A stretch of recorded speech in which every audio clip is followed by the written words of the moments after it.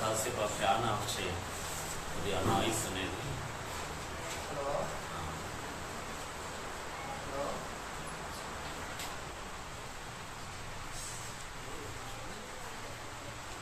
కొద్ది సమయం తెరవబడ్డ హృదయాలతో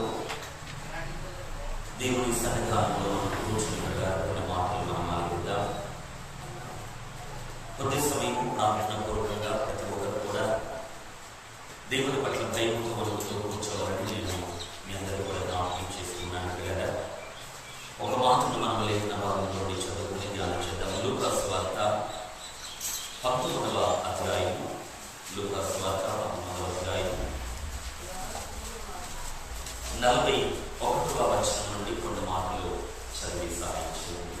ఆయన పట్టణమునకు సమీపించినప్పుడు దాన్ని చూసి దాని విషయమై ఏడ్చి, నీవును ఈ నీ మందిరమందైనను సమాధాన సంబంధమైన సంగతులు తెలుసుకునే ఎడల నీకెంతో మేలు, కానీ ఇప్పుడవి నీ కనులకు మరుగు చేయబడినవి. ప్రభు నిన్ను దర్శించిన కాలము నీవు ఎదుర్కొంటివి గనుక నీ శత్రువులు నీ చుట్టూ గట్టు కట్టి ముట్టడి వేసి అన్ని ప్రకారము నిన్ను అరికట్టి నీలో ఉన్న నీ పిల్లలతో కూడా నిన్ను నేల కలిపి నీలో రాతి మీద రాయి మించి ఉన్నది అని దినములు వచ్చునని చెప్పాను. చిన్న మాట ప్రార్థించుగా. ప్రేమ కలిగిన పరలోకమున్న తండ్రి, ఈ మధ్యాహ్న కాల సమయంలో నీ పిల్లలను నీ ప్రజలను తండ్రి మరోసారి మేమందరము నీ అమూల్య రక్తమును చేతుకొని నీ కృపాసనానికి చేరుకుంటున్నాం తండ్రి. మా యోగ్యతను బట్టి కాదు ప్రభా, కేవలం మీ కృప ద్వారా మాత్రమే నీ సన్నిధికి మేము సమీపిస్తూ ఉన్నాం తండ్రి. చదవబడ్డ వాక్య భాగాన్ని మేము ఎత్తుపడుతూ ఉండగా దీనిని దీవించి ఆశీర్వదించి విరిచి మా ఆత్మలకు ఆహారంగా మీరు వడ్డించండి ప్రభా. మీ ఆలోచన బయలుదేరుతూ ఉన్న వేళ నీ వాక్యమునందు మనస్సు నిలుపకుండా గమనమును చెదరగొట్టడానికి చూస్తున్న సమస్త అంధకార శక్తుల ప్రభావాన్ని యేసు క్రీస్తు నామములో సంపూర్ణంగా మేము తొలగిపోమని ఆజ్ఞాపిస్తున్నాం తండ్రి. సకలాంధకారాన్ని దూరపరచమని నన్ను మమ్మల్ందరినీ మీ సన్నిధి చాటుగా తండ్రి మరుగు చేసి మాతో మీరు మాట్లాడమని, సమస్త మహిమ ఈ స్థలములో యేసయ్య మీరు మాత్రమే పొందుకోమని యేసు నామములో ప్రార్థిస్తున్నాను తండ్రి. ఆమేన్. మనం చదువుకున్న లేఖన భాగము లూకా సువార్త 19వ అధ్యాయం 41 నుండి కొన్ని మాటలు మనం చూస్తున్నాం. ఆయన ఆ పట్టణమునకు సమీపించినప్పుడు దానిని చూచి దాని విషయమే ఏడ్చి అనేటువంటి మాట మొట్టమొదటిగా మనం గమనిస్తూ ఉన్నాం. మన రక్షకుడు క్రీస్తు ఈ లోకములో శరీరధారిగా తాము సంచరిస్తూ ఉన్న దినాల్లో ప్రభు పలికిన ఒక ప్రాముఖ్యమైనటువంటి మాట మనము ఈ వేళ మనం చదువుకున్న వ్రాయబడ్డ మాట ఏంటి అని మనం చూడగలిగితే, ఆయన పట్టణములకు సమీపించినప్పుడు ఆ పట్టణాన్ని చూసి దాని విషయమై ఏడ్చెను అనేటువంటి మాట మనం గమనించాలి. ప్రియులారా, శరీరధారిగా క్రీస్తు లోకములో 33.5 సంవత్సరాలు జీవించారు. మనందరము ఎరుగుదు మా మాట. యేసు ఈ లోకములో మనవంటి నరుడుగా జీవించిన జీవితకాలం ఎంత? 33.5 సంవత్సరాలు. అట్లయితే ఈ 33.5 సంవత్సరాల కాలములో మనం చదువుకున్న ఈ మాట యేసు ప్రభు ఎప్పుడు చెప్పాడు అని మనం చూడగలిగితే, సరిగ్గా ఒక వారం రోజుల్లో క్రీస్తు శిలువలో బలియాగము కాబోతున్న ఆ చివరి దినాలలో ప్రభు మాట్లాడుతున్న మాట. ఈ మాట యేసు ప్రభు ఎప్పుడు చెప్పాడు? తన జీవిత కాలంలో, తన జీవితం యొక్క ఆరంభంలో కాదు, మధ్యలో కాదు, చివరి దశలో ప్రభు మాట్లాడుతున్న మాట. మనం పైన గమనించగలిగితే ప్రియులారా, 38వ వచనంలో ప్రభు పేరిట వచ్చు రాజు స్తుతించబడుగాక, పరలోకమందు సమాధానమును సర్వోన్నతమైన స్థలములలో మహిమయు ఉండునుగాక అని ప్రియులారా, యేసు క్రీస్తు గాడిద యొక్క పిల్లని ఎక్కి ఆయన యెరూషలేము దొరుకులార పట్టణపు వీధుల్లో సంచరిస్తూ ఉన్న ఆ దినము ఎప్పుడైతే జరిగిందో ప్రియులారా, ఇక ముందున్న వారములు యేసుక్రీస్తు మరణిస్తాడు అనేటువంటి సంగతిని మనం గమనించాలి. వెంటనే చెప్పే మాట ఒకటే, ప్రియులారా, ఒక వారము దినములలో యేసుక్రీస్తు సెలవును ఎక్కబోతున్నాడు. యేసు ప్రభు ఎప్పుడు మరణిస్తాడు అనే సంగతి తనకు తెలుసా తెలియదా చెప్పండి? తెలుసంటారు లేదా? హఠాత్తుగా తనకు మరణము కలిగలేదు. ఏ గలియ యేసు మరణించబోతున్నాడో ముందుగా తెలిసిన వాడు ఆయన. నిజమంటారు కదా? అందుకంటాడు, ప్రాణం పెట్టుటకు తిరిగి దానిని తీసుకున్నట్టుకు మనుష్య కుమారునికి అధికారం కలదు అన్నాడు. యేసు ప్రభుని ఎవరు హఠాత్తుగా చెప్పలేదు. ఆయన అనుకోకుండా మరణించిన వాడు కాదు. నేనంటాను పిల్లారా, మనం ఎప్పుడు మరణిస్తామో మనకు తెలియదు. కానీ యేసుక్రీస్తుకు ఏ గడియ మరణించబోతున్నాడు, ఏ దినమన మరణించబోతున్నాడు ఆయనకు సుస్పష్టంగా తెలుసు. తెలుసు అంటారా లేదా? అందరికి అర్థమవుతుందని వెనుకున్న వారికి నా మాటలు అర్థమవుతున్నాయి. అర్థమవుతే అవునండి అని చెప్పలేకపోతే కాదని చెప్పండి. మీరు ప్రశ్నార్థకంగా ఉండొద్దు. నేను చెప్పే ప్రతి మాటకు మీరు బదులివ్వాలి. అందరికి అర్థమవుతుందని గమనించాలి. మన ప్రియ రక్షకుడు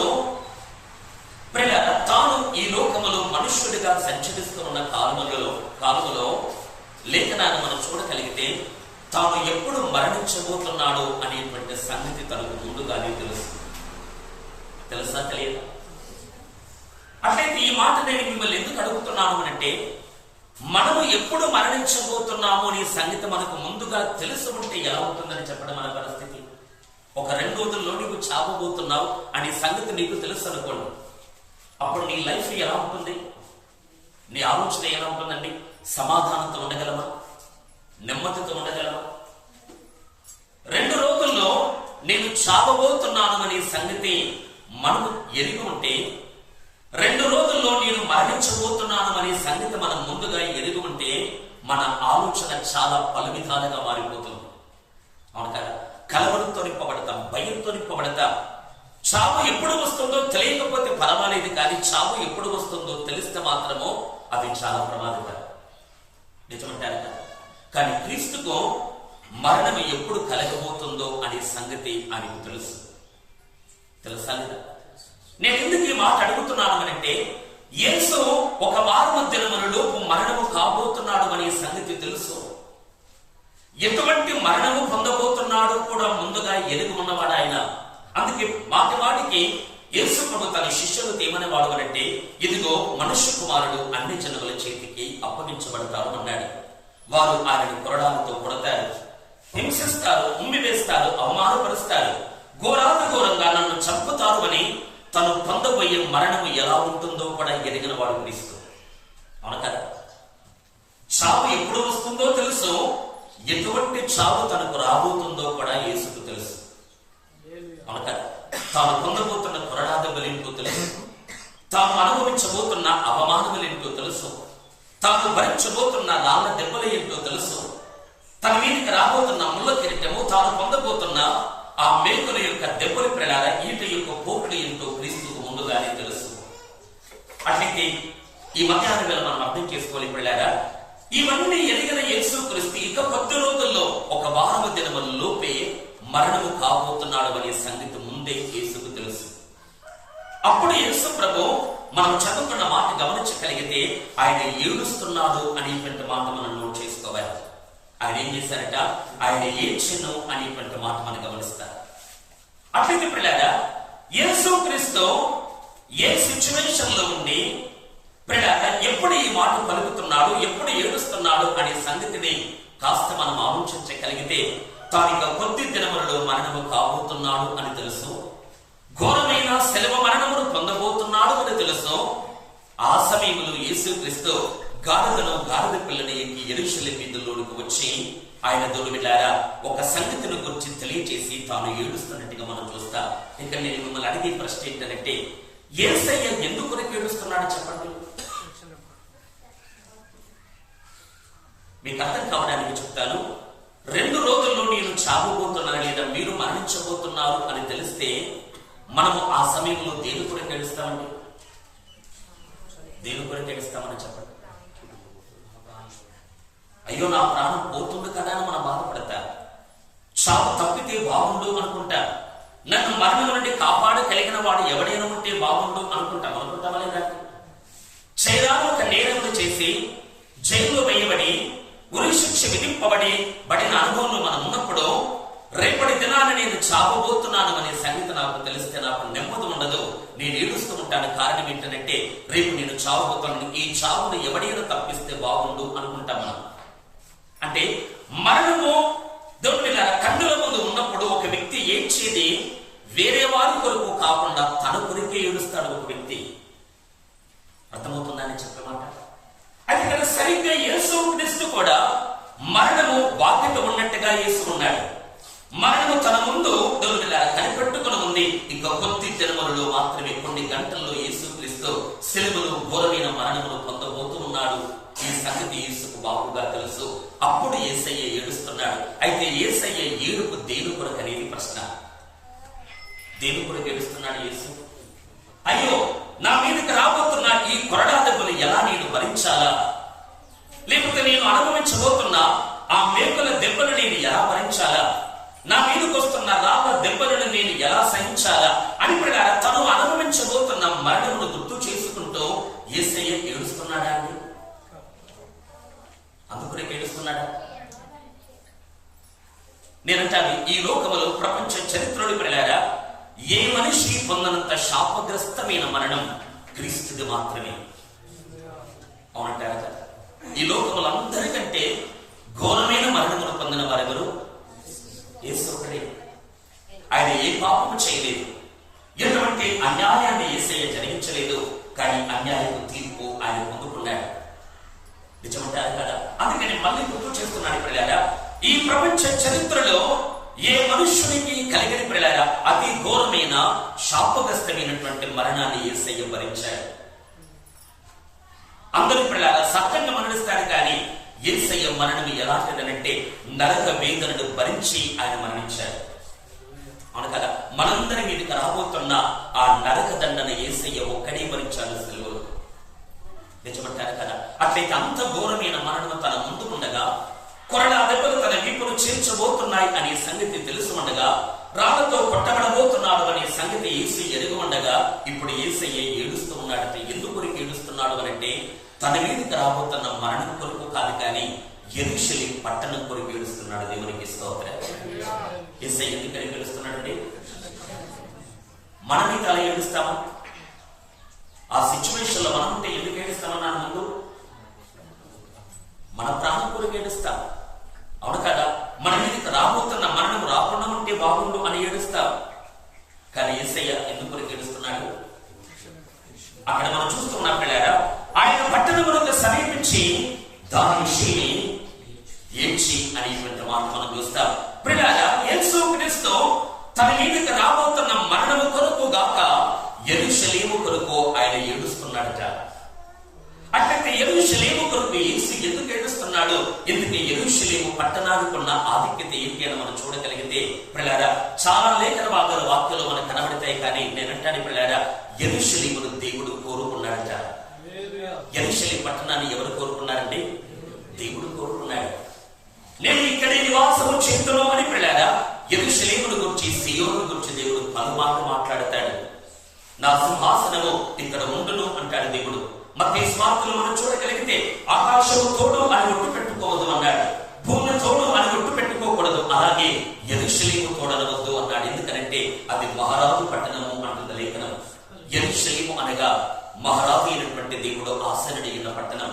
యెరూషలేము అనగా దేవుని చేత కోరుకోబడ్డ పట్టణం.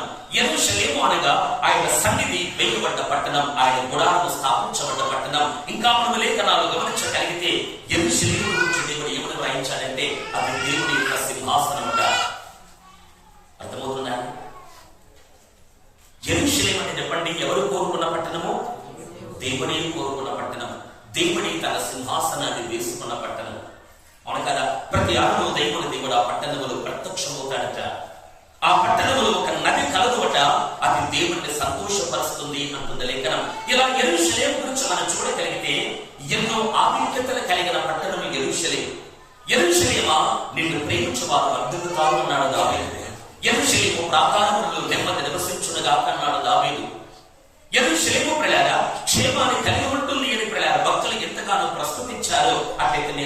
ఏంటంటే యెరూషలేము పట్టణము అంటే దేవుడు కోరుకున్న పట్టణం, దేవుడు నివసించడానికి ఎన్నుకున్న పట్టణం యెరూషలేము. ఒక మాట నేనంటానికి వెళ్ళారా, ఆ పట్టణాన్ని దేవుడు కోరుకున్నాడు అంటే ఆ పట్టణం పట్ల దేవుడికి ఒక ఉద్దేశం ఉంటుందా ఉండదా?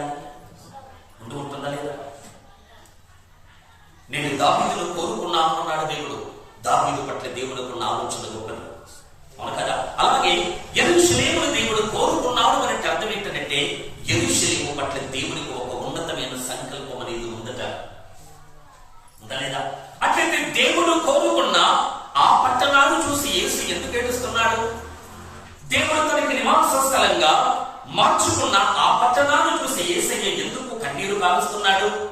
దేవుడి పిల్లలు ఏ పట్టణాన్ని అయితే కోరుకున్నాడో, ఏ పట్టణంలో దేవుడు తన సింహాసనాన్ని వేసుకున్నాడో, ఇప్పుడు ఆ పట్టణాన్ని చూసి యేసయ్య వెక్కి వెక్కి ఏడుస్తూ కన్నీరు కాలుస్తూ ఆయన ఆ పట్టణానికి సమీపించి ఆ పట్టణ విషయమై ఏడ్చను అనేటువంటి మాట మనం గమనించగలిగితే పిల్లారా, ఎందుకు యేసయ్య ఆ పట్టణం కొరకు ఏడుస్తున్నాడు అనంటే ఒకటే కారణం, దేవుడు కోరుకున్నట్టుగా పట్టణం లేదు. అంతనే కదా, దేవుడు ఆశపడ్డట్టుగా పట్టణము కనిపించట్లేదు. దేవుడు ఆ పట్టణ విషయంలో ఎలాంటి సంకల్పాన్ని కలిగి ఉన్నాడో ఆ సంకల్పానుసారంగా ఆ పట్టణ ప్రజలు ఆ పట్టణ ప్రజల ఉండట్లేదు గనక, అంటే దేవుడు ఆశించిన విధంగా పట్టణ ప్రజలు లేరు గనక దేవుడు ఏడుస్తున్నాడు. అవును కదా? మనం మన పిల్లల విషయంలో ఎప్పుడు ఏడుస్తాం చెప్పండి? వారు మనం కోరుకున్నట్టుగా వారు ఉండకపోతే మనం ఏడుస్తాం, అవును కదా? మనం అనుకున్నట్టుగా వారు ప్రయోజకులు కాకపోతే మనము కన్నీరు కాలుస్తాం. అలాగే పిల్లారా, పరమ తండ్రి అయిన దేవుడు సృష్టికర్త అయినటువంటి యేసుక్రీస్తు పిల్లారా యెరూషలేము విషయమై ఆయన ఏడుస్తున్నాడు. అయ్యా, నీవు ఎందుకు ఏడుస్తున్నావు? నీ మీదకి రాబోతున్న మరణం కొరకు ఏడుస్తున్నావా? నీవు అనుభవించబోతున్న కొరడా దెబ్బల కొరకు ఏడుస్తున్నావా? నీ మీద, నీ వీపు మీద, నీ భుజం మీద మోపబడబోతున్న భార్య మీద సెలవు కొరకు ఏడుస్తున్నావా? యేసయ్యా, నీ ఏడుపు వెనకాల ఏంటయ్యా కారణం? అయ్యా, నీవు అనుభవించబోతున్న మరణం కొరకు ఏడుస్తున్నావంటే యేసయ్య అంటాడు, కాదు కాదు, నేను కోరుకున్న యెరూషలేము కోరుకున్నట్టుగా లేదు కనుక ఏడుస్తున్నాను అంటాడు. ఈ రోజు మాట మీకు ఎందుకు చెబుతున్నాను అనంటే, ప్రజల లేఖనాన్ని మనం గమనించగలిగితే 2 యెరూషలేములు కనబడతాయి వాక్యంలో. ఎన్ని యెరూషలేములు ఉన్నాయండి? గలతీ పత్రిక 4లో చదవలసిన అవసరం లేదు, కానీ క్రింద ఉన్న యెరూషలేము దాని పిల్లలతో సహా దాస్యములు ఉన్నది అంటాడు పౌలు గారు. అయితే పైన యెరూషలేము అది స్వతంత్రంగా ఉంది, అది మనకు తల్లి అని సంబోధిస్తాడు. ఎన్ని యెరూషలేములు ఉన్నాయి చెప్పండి? 2. ఒకటి కింద ఉన్న యెరూషలేము అంటే ఇశ్రాయేలు దేశంలో ఉన్న యెరూషలేము, మరొకటి పరలోకమందు కట్టబడుతున్న నూతన యెరూషలేము. 2 యెరూషలేముల వాక్యాలు ఉన్నాయి కదా? అట్లయితే కింద ఉన్న యెరూషలేము అంటే ఈ భూ ప్రపంచములు మనందరికీ కనబడేటువంటి యెరూషలేము పట్టణం. అయితే పైనున్న యెరూషలేము అంటే అర్థం ఏంటంటే, పైనున్న యెరూషలేము అంటే ఎవరూ కాదండి, గొర్రె పిల్ల భార్య అనబడుతున్న సంఘం. అవును కదా? అపోస్తలుడు యోహానుతో దూత ఏమంటాడు అనంటే, ఇదిగో నీవు ఇక్కడికి ఎక్కడమో గొర్రె పిల్ల భార్యను నీకు చూపెదను అని ఏం చూపించాడట? దేవుని వద్ద నుండి దగదగ మెరుస్తూ దిగి వస్తున్న నూతన యెరూషలేము అనే పట్టణమును చూపించాడట. అంటే గొర్రె పిల్ల భార్య అనే అర్థం ఏంటంటే నూతన యెరూషలేము అనేటువంటి పట్టణం. అట్లయితే నూతన యెరూషలేము అన్న, యేసయ్య భార్య అన్న, సంఘము అన్న ఒకటే అర్థం. అతనే కదా? పైన యెరూషలేము అని చెప్పినప్పుడు అర్థం ఏంటి? సంఘం. పైన యెరూషలేము అంటే గొర్రె పిల్ల భార్య. పైన యెరూషలేము అంటే ఇక్కడ కూర్చున్న నీవు నేనే. అంతనే కాదు? పైన యెరూషలేము అని చెప్పండి. ఇంకా ఇంకా దగ్గరగా రావాలి మీ మాట. గొర్రె పిల్ల భార్య ఇంకా నేనే. ఎవరికి వారు ఒప్పుకోవాలండి? గొర్రె పిల్ల భార్య లేదా నూతన యెరూషలేము అంటే నేనే. మేము అని కాదు. మేము అంటే మనకు క్షేమం కలగది పూట. ఆ యెరూషలేము అంటే నేనే అని మనం నమ్మితే మనకు క్షేమం దేవునికి హల్లెలూయా. గొర్రె పిల్ల భార్య అనబడుతున్న నూతన యెరూషలేము పట్టణము నేనే. ఈరోజు ప్రశ్న ఏంటంటే, మనల్ని చూస్తున్న యేసయ్యకు ఆనందం ఉందా, దుఃఖం ఉందా? ఇది మనం పరీక్షించాలి. హల్లెలూయా. ఆయన ఆ పట్టణమును చూసి దాని విషయమే ఏడ్చను అనే మాటను మనం ఆలోచించగలిగితే, ఈనాడు నిన్ను చూస్తున్న యేసయ్యకు ఆనందం ఉందా, దుఃఖం ఉందా? మనల్ని చూస్తున్న వస్తున్న యేసయ్య సంతోషపడుతున్నాడా, సంతాపం చెందుతున్నాడా? ప్రశ్నించుకోవాలా? నేను యెరూషలేమైతే నన్ను నిన్ను ఈరోజు ఈ స్థలంలో కూర్చున్న మనల్ని దేవుడు కోరుకున్నాడా లేదా? కోరుకున్నాడా లేదా? యెరూషలేమును కోరుకున్నట్టుగా అరుకుల మీద మనల్ని కూడా దేవుడు కోరుకున్నాడు. అవును కదా? మనకంటే గొప్పవారు, మనకంటే ఆస్తి కలిగిన వారు, ఉన్నత కులానికి చెందిన వారు, గొప్ప వర్గానికి చెందిన అనేకులు ఈ లోకములో ఉన్నప్పటికీ కూడా ఎన్నికలేని నన్ను నిన్ను దేవుడు ఎన్నుకున్నాడు. ఎన్నుకున్నాడు లేదా? మనల్ని దేవుడు ఏర్పరచుకున్నాడు. ఎందుకు? నీవు నాకు కావాలి అని కోరుకున్నాడు. మన కొరకు ప్రాణము పెట్టినంతగా ప్రేమించి మనల్ని పవిత్రపరచడానికి తన రుద్రాన్ని సెలవులు దారిపోస్తాడు. ఒక్క మాటలో చెప్పగలిగితే యెరూషలేమును ఆనాడు దేవుడు కోరుకున్నట్టుగా ఈనాడు యెరూషలేము అనబడుతున్న, సంఘం అనబడుతున్న నిన్ను నన్ను దేవుడు కోరుకున్నాడు. కోరుకున్నాడా లేదా? లోకరీతిగా జ్ఞానులు కానీ, గనులు కానీ, గొప్ప వంశానికి చెందిన అనేకులు ఈ లోకములో పిలువలేదు కానీ నీచులు, తృణీకరించబడ్డవారు, వెర్రివారు, బలహీనులను ఈ లోకములో దేవుడు ఎన్నుకున్నాడట, పిలుచుకున్నాడట. పౌలు గారు చెప్పే మాట అవును కదండి? అలా దేవుడు మనల్ని పిలుచుకున్నందుకు ఒక్కసారి దేవునికి స్తోత్రం చెప్తాను. ఎంతో మంది నాకంటే గొప్పవారు ఉండగా నన్ను కోరుకున్నందుకు స్తోత్రం ప్రభా. హల్లెలూయా. మమ్మల్ని ఎన్నుకున్నందుకు స్తోత్రం ప్రభా. మమ్మల్ని ఏర్పరచుకున్నందుకు స్తోత్రం అని పిల్లారా. ఆయన కోరుకున్నందుకు మన బ్రతుకు కాలంతో కృతజ్ఞత కలిగి మనం జీవించాలి.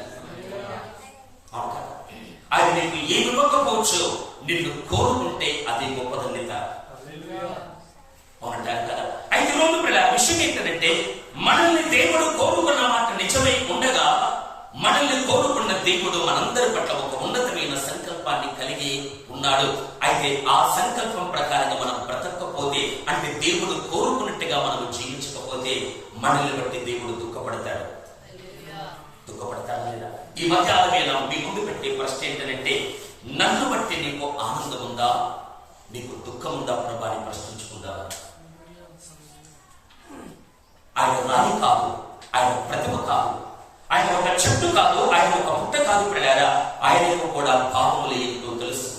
మనం ఆరాధించే దేవుడు పిల్లారా, మనము ఏం చేసినా చందలు లేకుండా ఉండే దేవుడు కాదు. కొన్నిసార్లు ఆ దేవుడు ఏడుస్తాడు, కొన్నిసార్లు ఆ దేవుడు మనోవేదన చెందుతాడు, కొన్నిసార్లు ఆ దేవుడు సంతాపపడతాడు, కొన్నిసార్లు ఆ దేవుడు పట్టరాని ఆనందంతో దేవుడిలాగా ఎంతో ఆనందపడుతూ సంతోషిస్తాడు. నేను చెప్పే ఉపదేశ సారం ఏంటంటే పిల్లారా, మనం ఆరాధిస్తున్న యేసయ్య నీవు ఎలా బాధపడతావో, ఎలా నీవు సంతోషిస్తావో, ఎలా నీవు మనోవేదన చెందుతావో, మనం ఆరాధించే యేసు కూడా ఈ భావములు అనేవి ఉన్నవి. మనకు ఏం చేసినా పట్టనట్టు ఉండేటువంటి వాడు కాదు ఆయన. కొన్నిసార్లు మనల్ని బట్టి ఆయన ఏడుస్తాడు, వేదన పడతాడు, కొన్నిసార్లు సంతోషపడతాడు. మెట్టుకు ఈ మీద మనం ప్రశ్నించుకోవాల్సిన మాట ఒకటే, యెరూషలేము అంటే ఇక్కడ ఎవరు కాదు ప్రభా, నేనే యెరూషలేము. హల్లెలూయా. నీవు నన్ను కోరుకున్నావు, నీకు నివాస స్థలంగా ఎన్నుకున్నావు. ఎందుకు ఆలయంగా, నీకు ఒక మందిరంగా నేను ఉండడానికి నన్ను ప్రత్యేకపరచుకున్నావు. అయితే నన్ను కోరుకున్నావు అంటే నా పట్ల నీకు ఒక ఆలోచన ఉంది. అయితే నీవు కోరుకున్నట్టుగా నేను జీవించకపోతే ఆనాడు ఆ యెరూషలేము విషయమే నీవు ఏడ్చినట్టుగా ఈనాడు నన్ను బట్టి కూడా నీవు ఏడవడానికి అవకాశం ఉంది. అట్లీతులు నేనంటారు, ఎందుకు మనల్ని బట్టి దేవుడు ఏడుస్తాడు అనేది ప్రశ్న. అక్కడ మనం చూడగలిగితే పిల్లారా, దయచేసి మరొకసారి చదవండి ఆ మాట 41వ వచనం నుండి. లూకాసు వార్త 19వ పట్టణములకు సమీపించినప్పుడు దానిని చూసి దాని విషయమై ఏడ్చి, నీవును ఈ దినమందైనను సమాధాన సంబంధమైన సంగతులను తెలుసుకున్న యెడల నీకెంతో మేలు. గాని ఇప్పుడవి నీ కనులకు మరుగు చేయబడి ఉన్నవి. ప్రభువు నిన్ను దర్శించిన కాలము నీవు ఎరుగుకుంటివి గనుక. అక్కడ చూడండి పిల్లారా, ఆయన పట్టణానికి సమీపించి దాని విషయమే ఏడ్చి ఏమనుకున్నాడు అంటే, నీవును ఈ దినమందైనను సమాధాన సంబంధమైన సంగతులు తెలుసుకుని ఎడల నీకెంతో మేలు. కానీ ఇప్పటివి నీ కన్నులకు మరుగు చేయబడి ఉన్నవి అంటాడు. గమనించాలి, కొన్ని మాటలు ధ్యానం అర్థం చేసుకోండి. ఆయన పట్టణ విషయమే ఏడ్చాడు అంటుంది లేఖనం. తర్వాత ఆయన ఎందుకు ఏడ్చాడు కూడా కారణం చెబుతున్నాడు. కూడా ఏంటంటే కారణం అంటే రాయబడింది పిల్లారా, యెరూషలేమా నీకు కనీసము ఈ నీ దినమునైనా సమాధాన సంబంధమైన సంగతులు తెలుసుకున్న ఎడల నీకెంతో మేలు, కానీ అవి నీ కన్నులకు మరుగు చేయబడ్డాయి అన్నాడు. కొన్ని సంగతులు యెరూషలేముకు మరుగు చేయబడ్డాయి. అంటే కొన్ని సంగతులు గ్రహించలేకపోతుంది యెరూషలేము. అతనే కాదు, మరుగు చేయబడట అంటే అర్థం ఏంటంటే దాచిపెట్టబడ్డ సంగతి ఎలాగైతే మన కంటికి కనబడదో యెరూషలేము కూడా కొన్ని సంగతులు కనబడటం లేదట. అంతనే కాదు, అవునా కాదా? మీ ముఖాల్లో భావం, మీ యొక్క ఆహాభావాలు అర్థం కావట్లేదు నాకు. హల్లెలూయా. గమనించాలి పిల్లారా, యెరూషలేము పట్టణ విషయాన్ని మనం గమనించగలిగితే పిల్లారా, లేఖనంలో ప్రభు మాట్లాడుతున్నాడు, ఇందులో నీకు ఏమి దినముందైనా సమాధాన సంబంధమైన సంగతులు తెలుసుకున్న ఎడల నీకు ఎంతో మేలు, కానీ అవి నీ కన్నులకు మరుగు చేయబడ్డాయి అన్నాడు. దేవునికి స్తోత్రం. అర్థం చేసుకున్నట్టు దేవుని వారలారా, లేఖనాన్ని మనం పరిశీలించగలిగితే అక్కడ ఒక మాట మనము అర్థం చేసుకోవాలి. ఈ నీ దినము అన్నాడు దేవుడు. ఏమన్నాడు చెప్పండి? నీ దినము, ఈ నీ దినమందు అన్నాడు. అంటే ఇక్కడ మనం ఆలోచించాల్సిన సత్యం ఏంటంటే, రేపటి దినము యెరూషలేము దినము కాదు. ఈ ఒక్కరోజు యెరూషలేము యొక్క దినమట. ఇది ఇంకా మీకు అర్థం కావాలి అంటే పిల్లారా, ఆయన గాడిదలో గాడిద పిల్లని ఎక్కి యెరూషలేము యొక్క పట్టణపు వీధుల్లో ఆయన సంచరిస్తూ ఉన్న వేరే పిల్లారా, ఆ దినమందు యేసుక్రీస్తు యెరూషలేముతో మాట్లాడుతున్న మాట ఏంటంటే, ఓ యెరూషలేమా, ఇది మాత్రమే నీ దినము, రేపటి దినము నీది కాదు. ఇప్పుడు ఈ సమయంలోనైనా నీవు సమాధాన సంబంధమైన సంగతులు తెలుసుకుంటే నీకు మేలు, కానీ అవి నీ కన్నులకు మరుగు చేయబడి ఉన్నవి అన్నాడు. ఈ విషయం మీకు బోధపడాలంటే దానియేలు గ్రంథములో దేవుడు తన ప్రజలకు 70 వారముల వివరణ ఇచ్చాడు. మీరు కొంతమందికి ఈ మాటలు మీరు ఎరుగుదురు అని నేను అనుకుంటున్నాను. పరిశుద్ధ పట్టణానికి, నీ జనాంగానికి 70 వారములు విధింపబడను అని దానియేలు 9 మధ్యలో మనం చూడగలం. అవన్నీ చెప్పడానికి సమయం చాలదు కనుక నేను చెబుతుపోతున్నాను. తన ప్రజలకు దేవుడు ఎన్ని వారముల లెక్కను విధించారట? 70 వారముల లెక్క. ఆ 70 వారాల్ని దేవుడు 3 భాగాలుగా విభాగించాడు. అర్థమైన వారు, తెలిసిన వారు చెప్పండి, ఎన్ని భాగాలకు విభాగించాడు? ఒక భాగంలో ఎన్ని వారములు?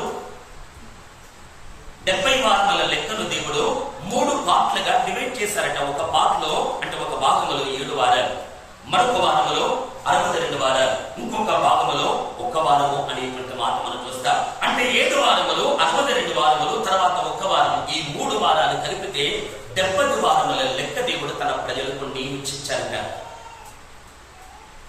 70 వారములు అంటే ఎన్ని దినాలు, లేకపోతే ఎన్ని సంవత్సరాలు? కొంతమందికి ఇబ్బందిగా ఉండొచ్చే మాట. ఎంత టైం ఇచ్చాడు దేవుడు తన ప్రజలకు? దానిలో ఉంటగా అభిషిక్తులకు అధిపతి వచ్చే వరకు అనేటువంటి మాట మనం చూస్తాం. ప్రియులారా, నీతి స్థాపించబడేంత వరకు తన ప్రజల కొరకు, తన పట్టణం కొరకు ప్రియులారా 70 వారములను దేవుడు విధించారట. అందులో 7 వారములు 1 భాగము, తర్వాత 62 వారములు 1 భాగము, ఆ తర్వాత 1 వారము, మరొకటి, మొత్తం కలిస్తే 70 వారములు. దేవుని పిల్లారా, 70 వారములు అంటే అర్థం ఏంటంటే పిల్లారా, ఒక్కొక్క వారానికి 7 రోజులు ఉంటాయి. ఒక వారములు ఎన్ని దినాలు ఉంటాయండి? మా సంఘంలో అయితే 7. మీ దగ్గర ఎంత ఉంటాయండి? 7 దినాలు. వారంలో 7 దినాలు. అయితే బైబిల్ చెప్తున్న మాట ఏంటంటే, 1 వారం అంటే 7 దినాలు. కానీ ప్రవచన లెక్క ప్రకారంగా మనం చూడగలిగితే 1 వారం అంటే 7 సంవత్సరాలు అని అర్థం. యాకోబు తాను ప్రేమించిన రాహేలుని పెళ్లి చేసుకోవడానికి 1 వారము దినములు కొలువు చేశారట. వారము దినములు అంటే తన లెక్కలో ఎన్ని దినాలు? 7 సంవత్సరాలు. రాహేలుని కొని లేయా మెల్లో తాలిగట్టాడు యాకోబు గారు. దేవునికి స్తోత్రం. మళ్ళీ రాహేలును సంపాదించడానికి తన మామకు ఏమంటాడు అంటే, నేను మళ్ళీ 1 వారం కొలువు చేస్తానని. అంటే 1 వారం అంటే యాకోబు లెక్కలో 7 సంవత్సరాలు అని అర్థం. 2 వారాలు పనిచేశాడు అంటే 14 సంవత్సరాలు దాసునిగా పనిచేశాడు అని అర్థం. అందుకే మన వాక్యంలో చూడగలిగితే 1 వారం అంటే 7 దినములు. కానీ బైబిల్ లెక్కలో మనం గమనించగలిగితే 1 వారం అంటే 7 సంవత్సరాలు. అట్లయితే ఇశ్రాయేలు ప్రజలకు దేవుడు ఎన్ని సంవత్సరాల టైం ఇచ్చాడు చెప్పండి? 7 వారములు అంటే 49 సంవత్సరాలు, 62 వారములు అంటే 434 సంవత్సరాలు, 1 వారం అంటే 7 సంవత్సరాలు. మొత్తము 70 వారములు అంటే 70 × 7 ఎంత చెప్పండి? 490 సంవత్సరాల టైం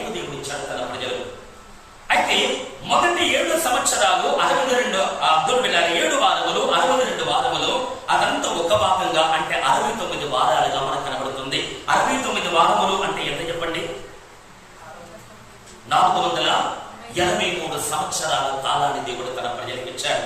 ఈ మాట నేను ఎందుకు చెబుతున్నాను అనంటే, పట్టణపు ప్రాకారాలను మళ్ళీ కట్టుకోవచ్చు, దేవాలయాన్ని మరలా పునర్నిర్మించుకోవచ్చు అనేటువంటి ఆజ్ఞ బయలుదేరింది మొదలుకొని ఈ కాలం లెక్కించబడుతుందట. అయితే ఈ 69 వారాల వరకు అభిషిక్తుడైనటువంటి అధిపతి అనబడుతున్న యేసుక్రీస్తు మరణిస్తాడు అని దానియేలు గ్రంథములో దేవుడు ముందుగానే తెలియజేశాడు.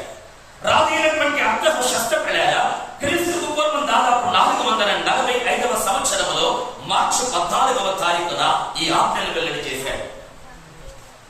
పట్టణపు ప్రాకారాన్ని కట్టవచ్చు అనే ఆజ్ఞ బయలుదేరినప్పటి నుండి ఈ 70 వారాల లెక్క స్టార్ట్ అవుతుంది అన్నాడు దానియేలు ప్రవక్త ద్వారా దేవుడు.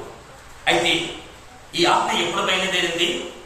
క్రీస్తు పూర్వము 445వ సంవత్సరం మార్చి 14వ తారీఖు అర్తహషస్త యెరూషలేము ప్రాకారాన్ని కట్టుకోవచ్చు అనేటువంటి ఆజ్ఞ ఇచ్చారట. అప్పటి నుండి 70 వారముల లెక్క స్టార్ట్ అయిపోయారా. 69 వారము చివరి దినము ఎప్పుడు క్లోజ్ అయింది అని మనం చూడగలిగితే, యేసు ప్రభు గాడిద పిల్ల మీద యెరూషలేము వీధిలోకి వచ్చాడు కదా, అప్పుడు ఈ టైం సమాప్తమైంది. దేవునికి స్తోత్రం. నేను మాటతో చెప్పడానికి ఉన్న రీజన్ ఏంటంటే, యేసు ఏమంటున్నాడు అంటే, యెరూషలేమా కనీసము ఈ నీ దినమందైనా అన్నాడు. రేపటి దినము యెరూషలేము కాదట, ఈ రోజు మాత్రమే యెరూషలేము దినమట. అంటే ఈ రోజు దాటితే, సాయంకాలం 6 గంటలు దాటితే ఇక ఆ టైం ఎవరిదండి? ఇశ్రాయేలు ప్రజలది కాదు, అన్ని జనములు కాదు. బైబిల్ మనం చూడగలిగితే ఇశ్రాయేలుకు కాలం విధించబడింది, అన్ని జనములు కూడా కాలం విధించబడింది అనే మాట మనం గమనిస్తాం. అట్లయితే లేఖనాన్ని మనం పరిశీలించగలిగితే 69 వారములో గడిచేసరికి అభిషక్తుల సెలవులో మరణిస్తారట. ఆ తర్వాత 1 వారం మిగిలి ఉంది. అది ఎప్పుడు అనంటే మహాశ్రమల కాలంలో ఆ 1 వారం ఆరంభం కాబోతుంది. దేవునికి స్తోత్రం. ఇది వాక్యం పట్ల కాస్త అవగాహన కలిగిన వారికి ఈ మాటలు అర్థమవుతాయి. మిగతా వారందరూ అర్థం చేసుకోవాల్సిన ఒక మాట ఏంటంటే, యెరూషలేముకు దేవుడిచ్చిన టైంలో 483 సంవత్సరాలు అయిపోయి ఇప్పుడు చివరి రోజులోనికి యెరూషలేము చేరుకున్నది.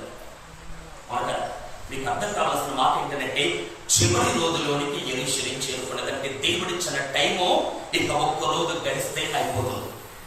అవును కదా? అయితే ఇన్ని సంవత్సరాల సమయాన్ని దేవుడు ఎందుకు ఇచ్చాడు అంటే, సమాధాన సంబంధమైన సంగతులు ఎరగాలి అని ఇచ్చాడు. దేవుడు దర్శించిన కాలము ఎరగాలి అని ఇచ్చాడు. ప్రజలు ఎవరితో సమాధాన పడాలో వారితో సమాధాన పడాలి. ఎవరి దూరం దేవుడు ఏ దర్శనాన్ని తీస్తున్నాడో ఆ ప్రత్యక్షతను వారు పొందుకునడానికి దేవుడు ఒక సుదీర్ఘ కాలాన్ని దేవుడు వారికి ఇచ్చాడు. కానీ ఈ 483 సంవత్సరాల కాలంలో ఇశ్రాయేలు ప్రజలు సమాధాన సంబంధమైన సంగతులు ఎరగలేదట. దేవుడు దర్శించిన కాలము ఎరగలేదట. దేవుడిచ్చిన టైం అంతా అయిపోయింది. ఇక చివరి దినములోనికి చేరుకున్నారు. తెల్లవారితే వీరి సమయం అయిపోతుంది. అన్ని జన్మల కాలంలో ఆరంభము కాబోతున్నాయి. ఆ దినముందు దేవుడు యెరూషలేముతో మాట్లాడుతున్న మాట ఏంటంటే, ఓ యెరూషలేమా, కనీసం ఈ దినమందైనా నీకు సమాధాన సంబంధమైన సంగతి తెలుసుకుంటే నీకు మేలు, కానీ అది నీకు మరిగైపోయింది అన్నాడు. దేవునికి స్తోత్రం. అర్థమవుతున్నాయి? అంటే దేవుడిచ్చిన సమయాన్ని యెరూషలేము ఏం చేసిందండి? వృధా చేసింది. అవును కదా? సమయాన్ని దుర్వినియోగపరుచుకుంది. సమయాన్ని పోలవగా సద్వినియోగం చేసుకోవాలని పరిశుద్ధాత్ముడు సేవకుడి ద్వారా మాట్లాడిన మాట మన వెలుగులు ప్రయారా. యెరూషలేము కూడా దేవుడు ఒక సమయాన్ని ఇచ్చాడు. ఈ మాట నేను ఎందుకు చెబుతున్నాను అంటే, ఇక్కడ కూర్చున్న మనందరూ కూడా దేవుడు సమయం ఇచ్చాడు. చదవలేదా? నీకు జీవిత కాలం ఇవ్వబడిందని అర్థం ఏంటో తెలుసా? నీ ఆయుష్కాలమే దేవుడు నీకు ఇచ్చిన సమయం. ఒక తోటలో ఒక ద్రాక్ష తోటలో ఒక అంజూరపు చెట్టు ఉందట. ఆ అంజూరపు చెట్టు ఎప్పుడు ఫలించాలో దేవుడు దానికి టైం ఇచ్చాడు లేదా? 1 సంవత్సరం ఇచ్చాడు, 2వ సంవత్సరం ఇచ్చాడు, 3వ సంవత్సరం ఇచ్చాడు. అది ఫలించకపోయిన కారణం చేత యజమానుడు వచ్చి తోటమాలతో మాట్లాడుతున్నాడు, ఇదిగో నేను ఇచ్చిన సమయంలో ఇది ఫలించలేదు కనుక, దీని వలన నేను వ్యర్థమైపోతుంది కనుక దీన్ని నరికే అన్నాడు. అప్పుడు తోటమాలి అడ్డుపడి, అయ్యా ఇంకా 1 సంవత్సరాన్ని గడువు అనుగ్రహించమని బ్రతిమలాడి దేవుని సన్నిధిలో టైం పొందుకున్నాడు తోటమాలి. నేను ఏం చెప్పగోరుతున్నాను అంటే, ప్రతి వ్యక్తికి దేవుడు కొంత సమయం ఇస్తాడు. ఆ సమయంలో ఫలించడానికి దేవుడు ఎదురు చూస్తాడు. ఆ సమయంలో దేవుడు కోరినట్టుగా బ్రతకడానికి దేవుడు కనిపెడతాడు. ఒక అవకాశాన్ని దేవుడు మనకి ఇస్తాడు పిల్లారా. ఆ అవకాశాన్ని సద్వినియోగపరచుకోవడానికి దేవుడు కోరుకుంటాడు. అలాగే యెరూషలేము కూడా ఎంతో సమయాన్ని దేవుడు ఇచ్చాడు. చదవలేదా? ఏం తెలుసుకోవాలని ఇచ్చాడండి? యెరూషలేము ఏం తెలుసుకోవాలి అని ఇచ్చారా టైం టేబుల్? సమాధాన సంబంధమైన సంగతులు తెలుసుకోవాలి. దేవుడు దర్శించిన కాలము తెలుసుకోవాలి. తెలుసుకోవాలి లేదా? మత్తయి సువార్తలో కూడా మనం చూడగలిగితే అదే యెరూషలేమును చూసి యెరూషలేమా యెరూషలేమా కోడి తన పిల్లల్ని రెక్కల కిందకి చేర్చుకోవడానికి ఎలా పిలుస్తుందో అలాగే నేను మిమ్మల్ని ఎన్నో మార్లు పిలిచితే కానీ మీరు రానులకపోతుంది అన్నాడు దేవుడు. ఆ టైంలో దేవుడు ఏం చేశారట? యెరూషలేమును తన రెక్కల కిందకి చేర్చుకోవడానికి దేవుడు పిలిచారట. కానీ యెరూషలేము ప్రజలు ఏమన్నారంటే మేము రానులము అన్నారు లేదా? అర్థమవుతుందని చెప్పే మాట.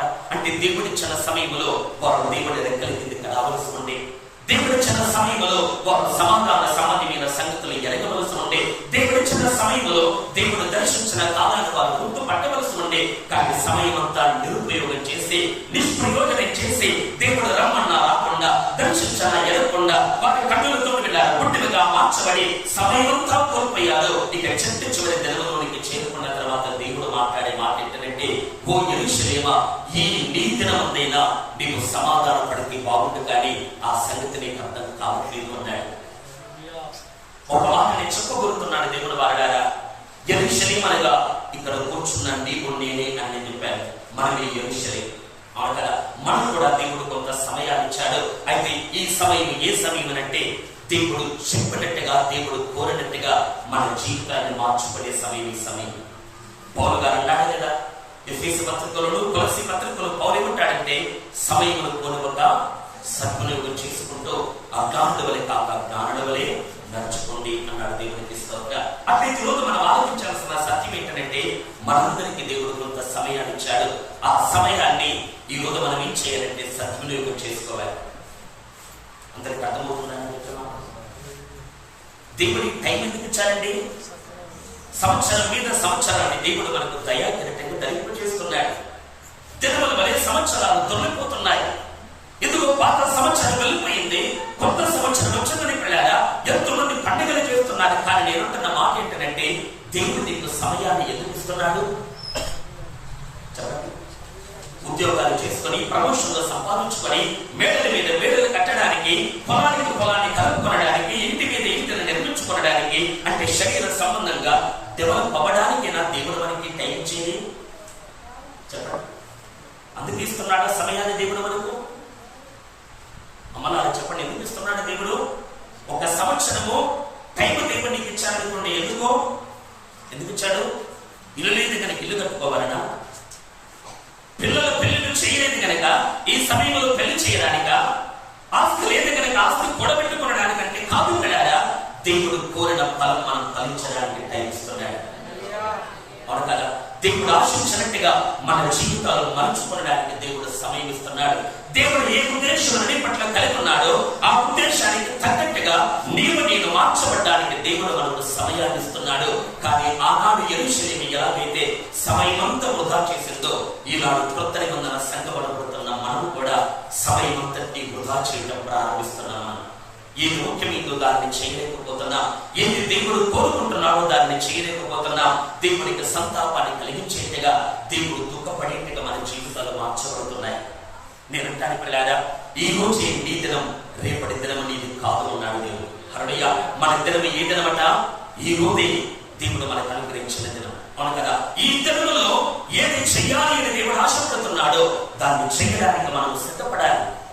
ఏది చెయ్యాలి అని దేవుడు కోరుకుంటున్నాడో దాన్ని చేయడానికి మన జీవితాన్ని ప్రభు సన్నిధిలో సమర్పించాలి. కానీ దుఃఖకరమైన సంగతి ఏంటంటే ఆనాడు యెరూషలేము ఎలాగైతే సమయమంతా పాడు చేసి దేవుడికి దుఃఖాన్ని కలిగించిందో ఈ రోజు విశ్వాసులు కూడా దేవుడికి దుఃఖాన్ని కలిగించే వారికి ఉండుట విచారకరమైన సంగతి. అర్థమవుతుందా?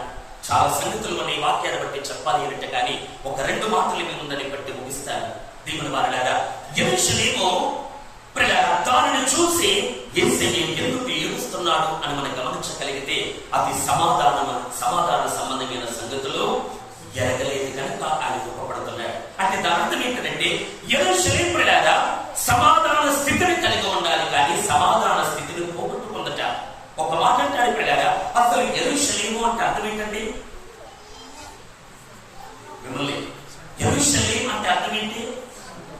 షాలేం అంటే అర్థం ఏంటి? సమాధానం. షాలోమ్ అన్నా, షాలేం అన్నా శాంతి అని, సమాధానము అని అర్థం. యెరూషలేము అంటే సమాధానము కలిగిన పట్టణం, అంతనే కదా.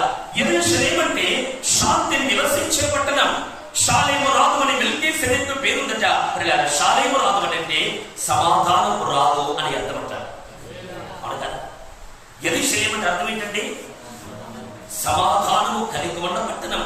అంటే ఇక్కడ విషయం ఏంటంటే పేరేమో సమాధానం ఉన్న పట్టణం, కానీ జీవితంలో మాత్రం సమాధానం లేదు. అంతనే కాదు. పేరు గొప్ప, ఊరు దిబ్బ అంటారు పెద్దలు. పేరు ఎలా ఉందండి? పేరు ఎలా ఉంది? ఒక వ్యక్తికి ఆరోగ్యం అని పేరుంది, కానీ జీవితం అంతా రోగాలే. పేరుకు తగ్గట్టుగా ఉన్నాడా? పేరు ఆరోగ్యం, కానీ బ్రతకంతా రోగాలు. ఇంకొక వ్యక్తికి సమాధానమ్మ, ఆ పేరు ఏంటంటే సమాధానమ్మ, కానీ ఎప్పుడైనా గొడవలు, పోట్లాటలు. దాని అర్థం ఏంటంటే పేరుకు తగ్గట్టుగా దేవుని గారు బ్రతుకుతున్న వారు చాలా మంది కనబడరు. ఇప్పుడు యెరూషలేము కూడా ఎలా ఉందనంటే పేరుకు సమాధాన పట్టణం, కానీ సమాధానం దానికి లేదట. పేరుకు సమాధాన పట్టణం, పేరుకు శాంతి కలిగిన పట్టణం, పేరుకు సమాధాన స్థితి కలిగి ఉన్న పట్టణం, కానీ తనకు మాత్రం శాంతి సమాధానము లేదు అంటుంది లేఖనం. ఇంతకు నేను చెప్పే మాట ఏంటంటే యెరూషలేము ఎవరితో సమాధానం పడితే దేవుడు ఆనందిస్తాడు. బైబిల్ మనం చూడగలిగితే పిల్లారా, దయచేసి యెషయా గ్రంథంలో ఒక చిన్న లేఖనాన్ని గమనించండి. యెషయా గ్రంథము 27వ అధ్యాయము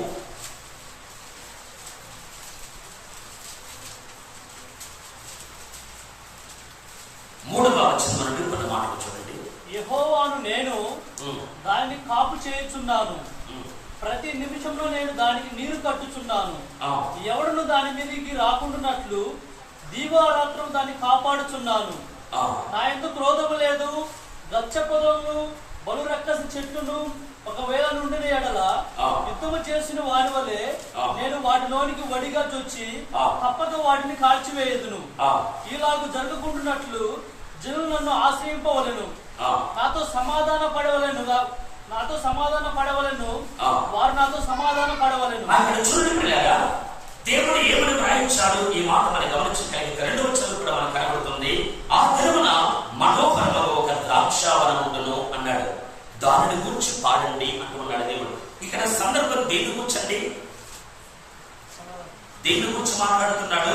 ద్రాక్ష వనమును గురించి మాట్లాడుతున్నాడు.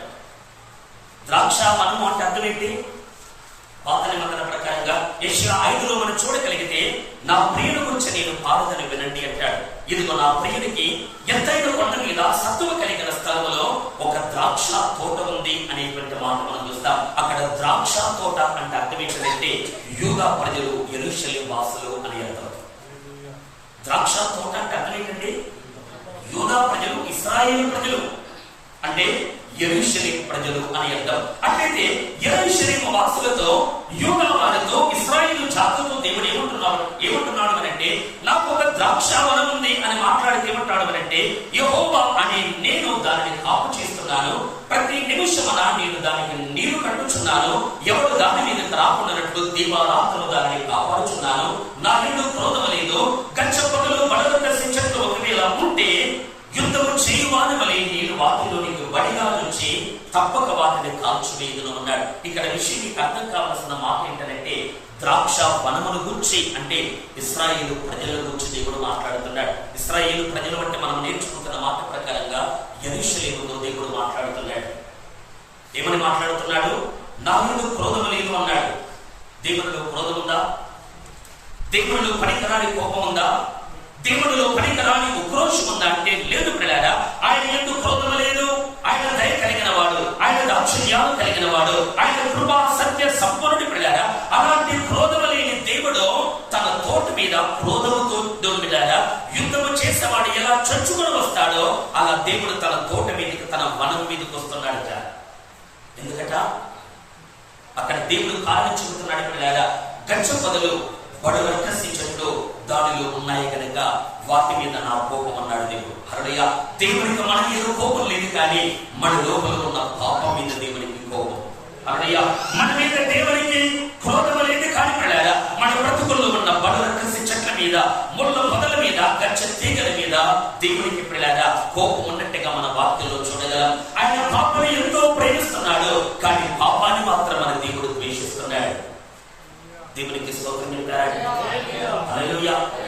అంటే ఈరోజు ప్రభు మాట్లాడే మాట ఏంటంటే, నాలో కోపం లేదు, నాలో క్రోధం లేదు, కానీ ఓ ద్రాక్షవనమా మీ లోపల బడుల కసించడం ఉన్నాయి కనుక, మీ లోపల ముళ్ళ పదులు ఉన్నాయి కనుక, మీ లోపల గచ్చ తీగలు ఉన్నాయి కనుక నా యుద్ధము బయట వారితో కాదు, నా యుద్ధము మీతోనే అని దేవుడు మాట్లాడుతూ, నేను వాటిని కాల్చివేస్తాను, నేను మిమ్మల్ని నిర్మూలన చేస్తాను.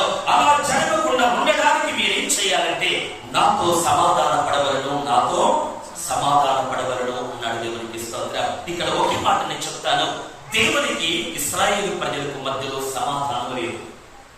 ఏం లేదండి, ఎవరెవరికి సమాధానం లేదు? మొట్టమొదట దేవునికి ఇశ్రాయేలు జనులకు మధ్యలో సమాధానం లేదు. సమాధానం ఉందండి. ఎన్నో ఏళ్లుగా మంచి ద్రాక్షల కొరకు కనబడితే కావు ద్రాక్షలు కాస్తున్నారు వారు. నీటి కొరకు ఎదురు చూస్తే బలత్కారం కనబడుతుంది. న్యాయం కొరకు కనబడితే అవినీతి వారిలో వ్యతిరేకపోతున్నట్టుగా మనం చూస్తాం. అంటే ఎప్పటికి కూడా ఇశ్రాయేలీయులకు దేవునికి మధ్యలో అసమాధానమే ఉంది. దేవునితో సఖ్యత వారికి లేదు, దేవునితో అవినాభావ సంబంధం వారికి లేదు, దేవునితో ఒక సరైనటువంటి అనుబంధం వారి జీవితంలో లేదు కనుక ఎల్లప్పుడూ పిల్లలు దేవునికి వారికి మధ్యలో అసమాధానమే ఉంది. అందుకే ఆరంభంలో మనం చూడగలిగితే, ఆకాశం ఆలకించు, భూమి చెవియొగ్గు, నేను పిల్లల్ని కన్నాను, వారిని పెద్దవారిగా చేశాను, ఇదిగో వారి కన్ని భద్రతను నేను కలిగించాను. గాడిద తన సొంత వారి దొడ్డిని తెలుసుకుంటుంది, దొడ్డిలా ఎందుకు తన కాముందని ఎరుగుతుంది, కానీ నా పిల్లలకు తెలియలేదు అని, ఇదిగో వారు దోషవర్గమైన ప్రజలు అని, వారు పాపిస్తే జనాంగమని పిల్లారా దేవుడు కోరుకున్నట్టుగా వారు జీవించట్లేదు కనుక వారిని బట్టి దేవుడు ఎప్పుడు ఏడుస్తూనే ఉన్నాడు. అది మొదటి అధ్యాయంలో చివరి వచనంలో మనం చూడగలిగితే, ఇప్పుడైనా మీరు సమ్మతించిన మాట పెట్టి మీరు భూమి యొక్క మంచి పదార్థాలు అనుభవిస్తారు అన్నాడు దేవుడు. ఒకటే దేవుడు కోరుతున్నాడు పిల్లగా, నాతో మీరు సమాధానం పడండి అని కోరుకుంటున్నాడు. పాత నిబంధన కాలంలో మనం చూడగలిగితే దేవుని స్వరము ఎలా మనకు వినబడుతుందనంటే, ఓ ప్రజలారా, ఓ ఇశ్రాయేలీయులారా, యెరూషలేము వాసులారా, నాతో సమాధానం పడండి అనే స్వరం వినబడుతుంది. పాత నిబంధనలో దేవుని స్వరం ఎలా వినబడుతుంది? ఇశ్రాయేలు గురించి చెప్పండి.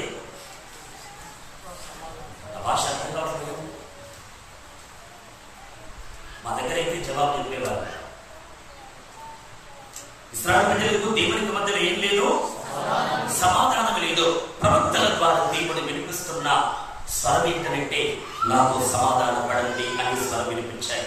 అందుకే యెషయాలో మనం చూస్తాం ప్రకారం, మీ పాపములు రక్తము వలె ఎర్రనివైనా, మీ పాపముల కెంపు వలె ఎర్రగా ఉన్న హిమము వలె నేను మిమ్మల్ని పవిత్రపరుస్తాను అన్నాడు. గొర్రె ముచ్చు వలె నేను ఎదురు మీ జీవితాన్ని తెలుపు చేస్తాను అని పిల్లారా, నాతో సమాధాన పడండి అని దేవుడు మాటికి మాట్లాడుతున్నాడు. ఒక్క మాటలో చెప్పాలంటే, దేవుడు యెరూషలేముకు ఇచ్చిన టైం ఎందుకు కనంటే, దేవుడితో సమాధాన పడడానికి దేవుడు వారికి సమయం ఇచ్చాడు. కానీ యెరూషలేము ఏం చేస్తుందట? దేవుడితో సమాధాన పడాలనే సంగతి మర్చిపోయింది.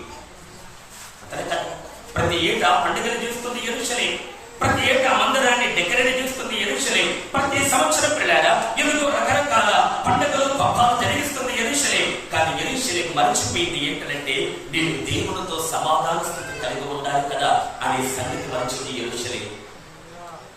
అర్థమవుతుందా? దేవునికి యెరూషలేము మధ్యలో సమాధాన స్థితి లేదు. కానీ దేవుడు ఏం కోరుకుంటున్నాడు? నీవు సమాధాన పడితే బాగుండు అన్నాడు. కానీ నీకు ఇవ్వబడ్డ సమయంలో నీవు సమాధాన పడలేదు కనుక కనీసం ఈ ఆఖరి దినమంతైనా నీవు సమాధాన పడితే నీకు ఎంతో మేలు. కానీ ఆ సంగతులు నీకు మరుగు చేయబడ్డాయి. దేవుడు దర్శించిన కాలాన్ని నీవు ఎరగలేదు కనుక శత్రువు వస్తాడు, అరికడతాడు, ముట్టడిస్తాడు, ఎందుకు నిన్ను రాతి మీద రాయి లేకుండా పడగొడతాడు, నీ పిల్లలు కూడా అతమారుస్తాడు అని పిల్లారా. యెరూషలేము మీదకి రాబోతున్న ఆ తీర్పును గుర్తెరిగిన యేసయ్య పిల్లారా, తన మరణము కొరకు కాకుండా దేవుడు కోరుకున్న యెరూషలేము అది పతనము కాబోతుంది అది ఎరిగి పిల్లారా, ఆ పట్టణం కొరకు ఏడుస్తున్నాడు యేసయ్య. యేసయ్య ఏడుపు తన స్వార్థము కొరకు కాదు, యేసయ్య కన్నీరు తన సుఖము కొరకు కాదు పిల్లారా. నేను కోరుకున్న యెరూషలేము అది అగ్ని చేత కాల్చబడబోతుంది కదా అని ఏడుస్తున్నాడు. నేను కోరుకున్న యెరూషలేము మీదకి ఇదిగో రోమన్ చక్రవర్తులు వచ్చి దాడి చేసి రాయి మీద రాయి లేకుండా పడగొడతారు కదా అని యేసయ్య ఏడ్చేది పిల్లారా. దాని మీదకి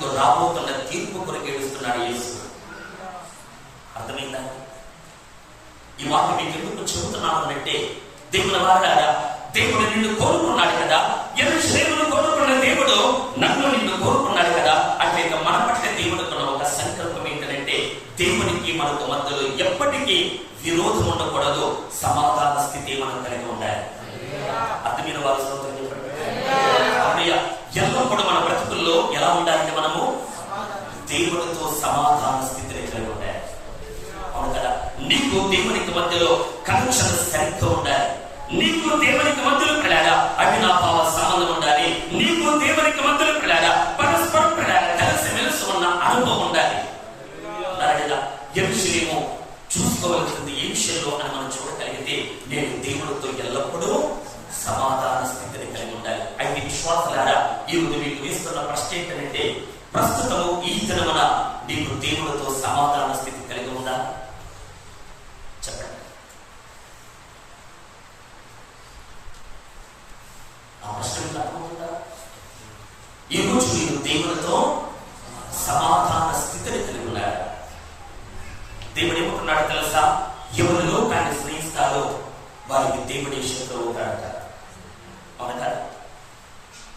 అర్థమవుతున్నాను. శక్తిరాక్ష, నేత్రాక్ష, జీవపడము ఎవరిలో ఉందో వారు దేవుడికి శత్రువులు.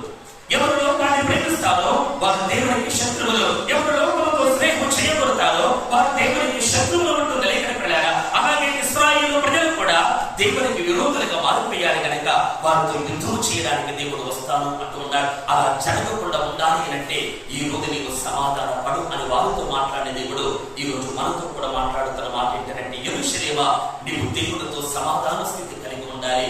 కానీ అది నీకు లేదు కనుక ఈ రోజు నీ విషయమే దేవుడు గుర్తిస్తున్నాడు. గమనించగలరా? దేవుడు కోరుకున్న జీవితం మన లోపల కనిపించట్లేదు కనుక, దేవుడు కోరని పాప జీవితమే మన లోపల కనిపిస్తుంది కనుక ఈ రోజు మనల్ని బట్టి దేవుడు గుర్తిస్తున్నాడండి. ఒక మాట మిమ్మల్ని అడుగుతాను పిల్లారా, ఈ రోజు దేవుడు ఏం చేయాలి? అన్ని జనులను బట్టి కాదండి, క్రైస్తవుల బట్టి దేవుడు ఏడుస్తున్నాడు. నిజమంటారా? ఎవరిని బట్టి దేవుడు ఏడుస్తున్నాడండి? విగ్రహాలను బట్టి కాదు, క్రైస్తవేతరులను బట్టి కాదు, యేసుని ఎరగిన వారిని బట్టి కాదు. వారికి దేవుడి ప్రేమతో తెలియదు. కానీ దేవుడు ఏడ్చేది పిల్లారా, సంఘము అనబడుతున్న మనల్ని బట్టి దేవుడు ఏడుస్తున్నాడు. తండ్రికి 2 కుమారులు ఉన్నారట. ఆ 2 కుమారులని కలిగిన తండ్రి ఏడుస్తున్నాడంటే ఎవరిని బట్టి ఏడుస్తున్నాడు? తన ఇంట ఉన్న దాసులను బట్టి కాదు, తన ఇంట ఉన్న తన కడుపున పుట్టిన పిల్లల బట్టి తండ్రి ఏడుస్తున్నాడు. నిజమంటారు కదా? చిన్నోడు నన్ను విడిచి వెళ్ళిపోయాడు అని తండ్రి ఏడిస్తే, చిన్నోడు తిరిగి వచ్చిన తర్వాత పెద్దవాడు నేను లోపలికి రాను అని బయట ఉండి మళ్ళీ తండ్రిని ఏడిపిస్తున్నాడు. ఒక్క మాట చెప్పాలి అంటే, ఆ పరమ తండ్రి రోజు ఏడ్చేది దాసులు అనబడుతున్న బయటి వారిని బట్టి కాదు, కుమారులు అనబడుతున్న విశ్వాసులను బట్టి తండ్రి ఏడుస్తున్నాడు. హల్లెలూయా. మీ నిమిత్తమే కదా నా నామం అన్ని జనుల మధ్యలో దూషించబడుతుంది అని మనలో వచ్చే మాట్లాడారు కదా. అవునంటారు కదా? మిమ్మల్ని బట్టే కదా నా నామము అన్ని జనముల మధ్యలో దూషణ పాలవుతుందని పిల్లారా, ఈ రోజు సంఘాన్ని బట్టి దేవుడు దుఃఖిస్తున్నాడు. అందుకే మీ మనసులో రాసుకోవలసిన మాట ఏంటంటే, అన్నిని బట్టి దేవుడు బాధపడేది తక్కువ, కానీ రక్షణ పొందుకున్న నేను సరిగ్గా లేకపోతే నన్ను బట్టి బాధపడేది ఎక్కువ. బాప్తిస్మాన్ని పొందుకున్న నీవు వాక్యానుసారంగా బ్రతకనందుకు పిల్లారా, నిన్ను బట్టి దేవుడు దుఃఖపడేది ఎక్కువ. వాక్యంలో మనం చూడగలిగితే పిల్లారా, ఐగుప్తీయుల బట్టి దేవుడు ఏడవలేదట, ఇశ్రాయేలు ప్రజల బట్టి మాటికి దేవుడు ఏడ్చాడట. అవును కదా? సున్నత లేని వారిని బట్టి దేవుడు ఏడవట్లేదు, రక్షణ పొందని వారిని బట్టి దేవుడు ఏడవట్లేదు, యేసే దేవుడు అని నమ్మని వారిని బట్టి దేవుడు ఏడవట్లేదు. కానీ ఈయనే దేవుడు, ఈయనే సత్యము, ఈయనే జీవము అని పిల్లారా రుచి చూచి దేవుడిని ఎరిగిన మనము పిల్లారా, ఆ దేవుడు కోరుకున్నట్టుగా దేవుడితో సమాధాన స్థితిని మనము లేనందుకు మనల్ని బట్టి దేవుడు ఏడుస్తున్నాడు. అర్థమవుతుందా? రేపు నిద్రము నీకు కాకపోవచ్చు.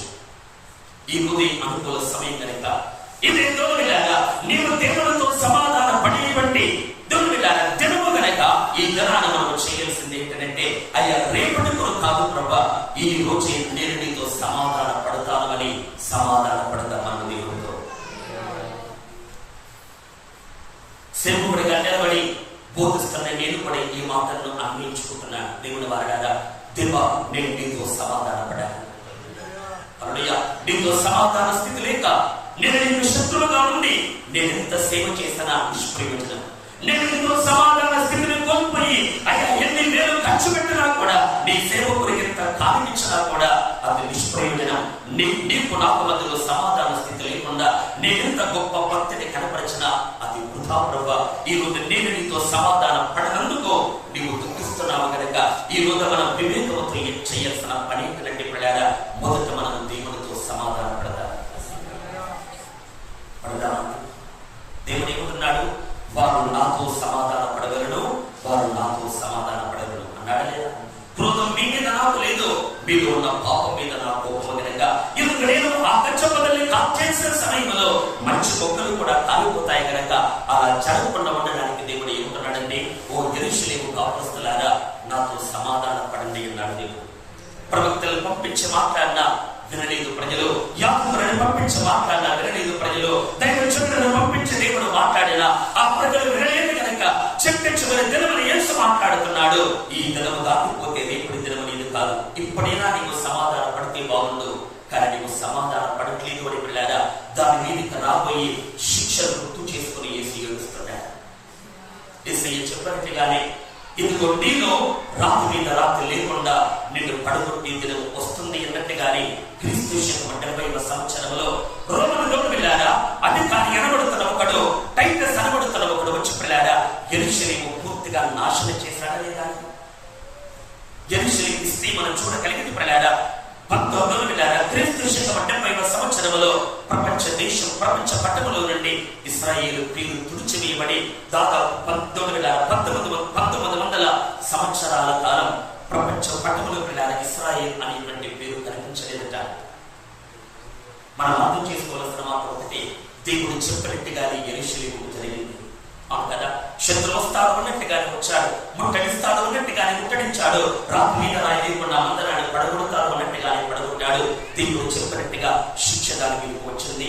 ఓ యెరూషలేమా, దేవుడు నిన్ను కోరుకున్నది నీకు కొలగొట్టబడ్డానికేనా? ఓ యెరూషలేమా, దేవుడు నిన్ను ప్రత్యేకపరుచుకున్నది రాత్రి మీద రాయి లేకుండా పడదొయబడ్డానికేనా? ఓ యెరూషలేమా, దేవుడు నిన్ను కోరుకున్నది అగ్ని చేత కాల్చబడడానికంటే కాదు పిల్లారా, మహారాజు అందులో నివసించడానికి దేవుడు కోరుకున్నాడు. కానీ అది దేవుడితో సమాధాన పడనందుకు అది కోల్పోయింది. ఇప్పుడు ఆ మాటలు మన జీవితంలో కూడా స్వీకరిద్దాం. నన్ను దేవుడు కోరుకున్నది తను నా లోపల మహారాజుగా ఉండడానికి, నన్ను దేవుడు ఎన్నుకున్నది తన సింహాసనం నాకు వేయబడ్డానికి. కానీ ఈరోజు నేను నరకానికి పాత్రుడిగా బతుకుతున్నాను, పాపము చేస్తూ జీవిస్తున్నాను, అన్యాయపు కార్యాన్ని జరిగిస్తూ జీవిస్తున్నాను, దేవునికి వ్యతిరేకమైన చర్యలు చేస్తూ దేవునికి దుఃఖాన్ని కలిగిస్తూ దేవునితో సమాధాన స్థితి లేకుండా నేను బ్రతుకుతున్నాను అని మనం గమనించి మనం మారు మనస్సు పొంది దేవుని వైపు తిరిగితే మనం ధన్యులం. ఈ దినం అంటే మనమందరం దేవుడితో సమాధాన పడేది. చిన్న పెద్ద అనేటువంటి తేడా లేకుండా, సేవకుడు విశ్వాసి అనే తేడా లేకుండా వెళ్ళారా అయ్యా నన్ను బట్టి కానీ దుఃఖపడితే నా జీవితాన్ని ఈ రోజు నేను మార్చుకుంటాను ప్రభా అని మన బ్రతుకుని దిద్దుకునే సమయం దిద్దుకుంటారు. చాలా మాటలు ఉన్నది, కానీ నేను అంటున్న విషయం ఒకటి పిల్లారా, మొదట మనకు దేవుడితో సమాధాన స్థితిని కలిగి ఉండాలి. ఒక మాట అంటాడు పిల్లారా, దేవుడితో సమాధాన పడాలి అంటే పిల్లారా ఏ పాపాన్ని బట్టి దేవునికి మనకు మధ్యలో శత్రుత్వం ఏర్పడిందో ఆ పాపం తొలగిపోవాలి. కనుక మా ఇద్దరి మధ్యలో శత్రుత్వం ఉందనుకోండి, శత్రుత్వం లేదు మీరు అర్థం చేసుకోవడానికి చెప్తున్నా. సేవకుడు పిల్లారా తనకు నాకు మధ్యలో విరోధ భావం ఉందనుకోండి, ఒకరికి పడట్లేదు, ముఖాన్ని కూడా చూసుకోలేకపోతున్నా, మా ఇద్దరి మధ్యలో సమాధానం రావాలంటే ఏం చేయాలి? మా ఇద్దరి మధ్యలో ఐక్యత రావాలంటే ఏం చేయాలి? మా ఇద్దరిని కలిపే 3వ వ్యక్తి కావాలి. తిమోతిగా ఉన్నారు. మా ఇద్దరి మధ్యలో శత్రుత్వం ఉంది, అట్లయితే ఈ సేవకుడు వచ్చి నా చేయిని ఒక చేతిలో పట్టుకొని తన చేయిని ఒక చేతిలో పట్టుకొని 2 చేతులు కలిపితే మాకు సమాధానం వస్తుందా లేదా? అంటే ఇద్దరి మధ్యలో ఉన్న ఆ శత్రుత్వాన్ని రూపమాపడానికి 3వ వ్యక్తి అనబడుతున్న ఒక మధ్యవర్తి ఎలా కావాలో ఆ కార్యాలు చేయడానికి మధ్యవర్తిగా యేసు వచ్చాడని అర్థమవుతుందా? మధ్యవర్తి కూడా ఎలా ఉండాలి? అతను చెబితే నేను అతని మాట వినగలగాలి, అతను చెబితే ఎదురు ఉన్న వ్యక్తి కూడా అతని మాట వినగలగాలి. మధ్యవర్తి క్వాలిటీ ఏంటి చెప్పండి? ఇద్దరి మధ్యలో సమాధానం కలగాలి అంటే ఇద్దరిని కూడా కంట్రోల్ చేయగలిగిన వాడు ఉండాలి. అర్థమవుతున్నది నా మాట? అంటే ఇప్పుడు ఎవరెవరికి శత్రుత్వం ఉంది చెప్పండి? ఎవరెవరికి శత్రుత్వం ఉంది? దేవునికి, మనుషులు.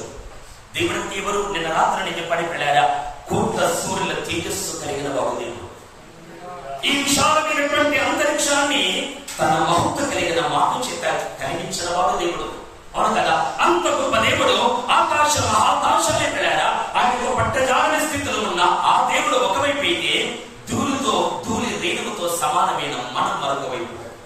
మరి ఇప్పుడు ఆ దేవుని చేతులు పట్టుకొని ఇటు మనిషి చేతులు పట్టుకొని పిల్లారా, ఈ రెండు చేతులు కలిపే వ్యక్తి గొప్పోడు ఉండాలి లేదా? ఏంటండి అర్థమవుతున్నది? మా ఇద్దరిని కలపడానికి ఈ వ్యక్తి సరిపోతాడు. కానీ ఇక్కడ శత్రుత్వం ఉంది పిల్లారా, సర్వోన్నతుడైన దేవునికి ధూళితో సమానమైన మనకు మధ్యలో శత్రుత్వం. నిజమా కదా? ఆ దేవుడు ఎవరు? ఒక మాట పలికితే లేని పుట్టుకొస్తాడు. ఆ దేవుడు ఒక మాట కలిగితే పిల్లారా అంతరిక్షము కలిగింది. ఆ దేవుడు సకల ప్రపంచాలను కలిగజేసిన వాడు పిల్లారా, కోటాను కోట్ల తేజోవాసుని కలిగించిన వాడు. అంత గొప్ప దేవునికి ఆకాశ మహాకాశాన్ని పట్టచాలట. అంత గొప్ప దేవుని చేతులు తీసుకొని ఈ మనిషి చేతిలో ఆ దేవుని చేతుల్లో పెట్టేవాడు గొప్పోడు ఉండాలి లేదా? ఒక మాట అంటాను, ఆ దేవుడిలో నుండి కుమారుడిగా యేసు బయటకు వచ్చాడు. దేవునికి స్తోత్రం. ఆ దేవునిలో నుండి పిల్లారా, ఇదిగో ఒక వ్యక్తి తనను తాను తగ్గించుకొని ఆ తండ్రి దేవునిలో నుండి కుమారుడిగా బయటకు వచ్చి పిల్లారా, ఆయన ఈ లోకానికి నరుడుగా వచ్చాడు. అందుకే లేఖనం అంటుంది పిల్లారా, దేవుడు ఒక్కడే, దేవునికి మనుషులకు మధ్యవర్తియు ఒక్కడే, ఆయన క్రీస్తు యేసు అను నరుడు అంటుంది లేఖనం. దేవునికి మహిమ. నేను అంటాను పిల్లారా, దేవునిలో ఉన్న ఆ దేవుడే ఒక వ్యక్తిగా సపరేట్ అయి ఈ భూమి మీదకి మనవంటి ఒక మనుష్యుడిగా వచ్చాడు. ఆయన పేరు యేసు క్రీస్తు. ఆ యేసు ఏం చేశాడంటే నా చేతిని పట్టుకున్నాడు. ఆ యేసు తండ్రి చేతులు కూడా పట్టుకున్నాడు. హల్లెలూయా. తండ్రి నీవు కోపగించుకోకు, నా తండ్రి నీవు ఉగ్రతలు తెచ్చుకోకు అని తండ్రి చేతిని పట్టుకొని మన చేతిని పట్టుకొని తండ్రి చేతిలో కలిపి సమాధాన స్థితి కలిగించిన వాడు కుమారుడు. దేవునికి స్తోత్రం. మనం సమాధానం పొందడానికి ఆ దేవుడు నరుడుగా ఈ లోకానికి దిగి రావాల్సి వచ్చింది. ఇంకొక మాట నేను చెప్పగలిగాగా, మనం సమాధాన స్థితి పొందడానికి దయచేసి రోమాపత్రికలో చివరిగా ఆ ఒక్క మాట మనం చూద్దాం. రోమాపత్రిక 5వ అధ్యాయం 10వ వచనం నుండి కొన్ని మాటలు గమనించండి. ఏలయనగా శత్రువులమై ఉండగా ఆయన కుమారుని మరణం ద్వారా మనం దేవుడితో సమాధాన పరచబడిన ఎడల సమాధాన పరచబడిన వారమై ఆయన జీవించుడి చేత మరి నిశ్చయముగా రక్షింపబడుతుము.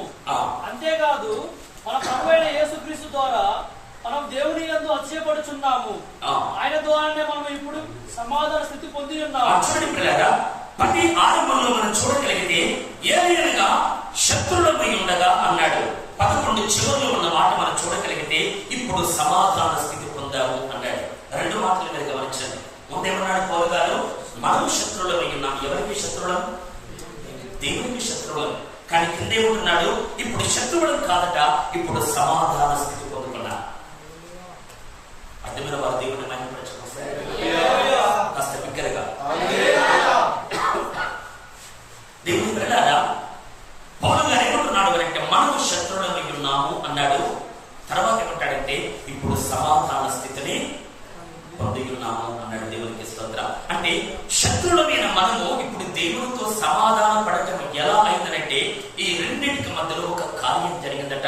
అదే పౌలు గారు మాట్లాడుతున్నాడు. పిల్లగా మనము శత్రువులమై ఉండగా ఆయన కుమారుని మరణము ద్వారా మనము దేవునితో సమాధాన పడుతున్నాం. హల్లెలూయా. మనము దేవునితో సమాధాన స్థితి ఊరికే దొరకలేదట. మనము సమాధాన స్థితి పొందడానికి ఆ కుమారుడు మరణించవలసి వచ్చింది. అర్థమవుతున్నారా? ఇప్పుడు నేను మీకు చెప్పినట్టుగా ఇద్దరు చేతులు పట్టుకొని చేతులు చేయబడితే సమాధానం రాలేదట. ఈ ఇద్దరు చేతులు పట్టుకున్న ఈ మధ్యవర్తి సమాధానం కలిగించడానికి మరణించవలసి వచ్చింది. అర్థమైందా? ఇద్దరిని కలపడానికి ఈ సోదరుడి సేవకుడు వెళ్ళారు. రెండు చేతులు కలిపితే సమాధానం వస్తుంది. ఏమైనా డబ్బు ఖర్చు అయిందంటే దానికి మా ఇద్దరికి సమాధానం కలిగించడానికి సేవకుడికి ఏమైనా డబ్బు ఖర్చు అయిందా? 4 మాటలు మాట్లాడి చేతుల్లో చేతులు పెట్టి అయ్యా మనం ఇలా ఉండకూడదని కొన్ని మంచి మాటలు చెప్పి సమాధానం కలిగించారు. కానీ నేను అనే మాట ఏంటంటే తండ్రికి మనకు మధ్యలో యేసయ్య 4 మాటలు చెప్పి సమాధాన స్థితి కలిగించలేదు. 4 మాటలతో సమాధానం రాదు. ఏదో 2 ముచ్చట్లతో సమాధానం రాదు. ఎందుకో నేను మిమ్మల్ని క్షమిస్తున్నాను అని మాటతో సమాధానం రాదు. పిల్లారా, ఆ ఇద్దరి మధ్యలో సమాధానం కలిగించడానికి ఈ మధ్యవర్తి ఏం చేశాడు అంటే పిల్లారా, మనందరి దోషాన్ని పిల్లారా తన మీద వేసుకొని మన పాపాలను తన మీద భరించుకుని పిల్లారా మన పాపాలకు శిక్ష తన శరీరమును సహించి పిల్లారా పాపం మీదకి రాబోతున్న ఆ ఉగ్రత అంతా యేసు క్రీస్తు అనబడుతున్న మధ్యవర్తి ఒక్కడే కలవల సెలవులు అనుభవించి పిల్లారా ఇదిగో ఆ ఫైల్ అంతా చెల్లించాడు కనుక అప్పుడు తన్ని శాంతించాడు. దేవునికి స్తోత్రం. అంటే యేసయ్య నిన్ను తండ్రితో సమాధానపరచడానికి ప్రసంగంతో సమాధానం రాలేదు, అద్భుతముతో సమాధానం రాలేదు. నిన్ను తండ్రితో సమాధానపరచడానికి యేసుక్రీస్తు ఏం చేశాడు? మన పాపముల కొరకు శిక్ష భరించాడు. యెషయా 53:5 రాయబడింది పిల్లారా, మన సమాధానార్థమైన శిక్ష అతని మీద పడేది. దేవునికి స్తోత్రం. సమాధానం కలిగించడానికి ఏం చేశాడట? శిక్ష పొందాడు ఆయన. శిక్ష పొందాడు. నేను చెప్పే మాట ఏంటంటే తండ్రితో నీకు సమాధాన స్థితి కలిగించుట యేసయ్య చేశాడు. అయితే అది అంత తేలికగా దొరకలేదు. పిల్లారా, నేను తండ్రితో సమాధానపరచడానికి ఆయన శిక్షలు భరించాడు సెలవులో. అంటే ఈ సమాధాన స్థితి మనకు ఉచితంగా దొరికింది, కానీ ఈ సమాధానం రావడానికి వెల చెల్లించాలి ఆయన. ఇంటర్ నాతో వస్తున్నారు మీరు? సమాధాన స్థితి ఈజీగా కలిగిందా చెప్పండి? ఏం జరిగింది? మన సమాధానార్థమైన శిక్ష అతని మీద పడింది. కదా పిల్లారా, నన్ను తండ్రితో సమాధానం పరచడానికి పౌలు చెప్పినట్టుగా పిల్లారా ఎందుకు మనము శత్రువులు ఉన్నాము, కానీ ఇప్పుడు పిల్లారా ఆయన కుమారుని మరణము ద్వారా మనము తండ్రితో సమాధాన స్థితిని కలిగి ఉన్నాము.